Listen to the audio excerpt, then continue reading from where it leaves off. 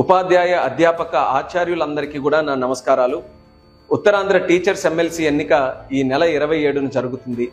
ఈ ఎన్నికల్లో తెలుగుదేశం జనసేన బలపరిచిన ఏపీటీఎఫ్ అభ్యర్థి శ్రీ పాకలపాటి రఘువర్మ గారు నిరాడంబరులు, నిజాయితీపరులు మరియు ఉపాధ్యాయులు సంక్షేమమే ధ్యేయంగా నిరంతరం సేవలందిస్తున్నటువంటి వ్యక్తి. అటువంటి వ్యక్తి మళ్ళీ ఎమ్మెల్సీగా పోటీ చేస్తున్నారు.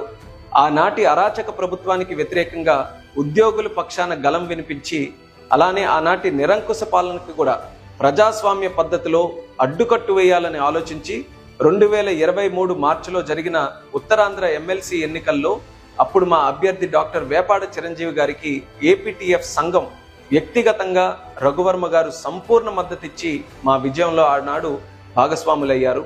ఉత్తమ వ్యక్తిని చట్టసభకు పంపిస్తే మన ఓటుకి కూడా సార్థకత ఉంటుంది.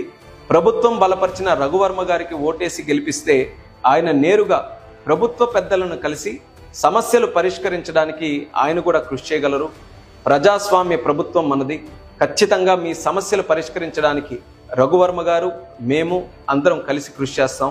ఒక మంచి వ్యక్తికి ఓటేస్తే మంచి సమాజం నిర్మించడానికి మనందరికీ కూడా అవకాశం ఉంటుంది.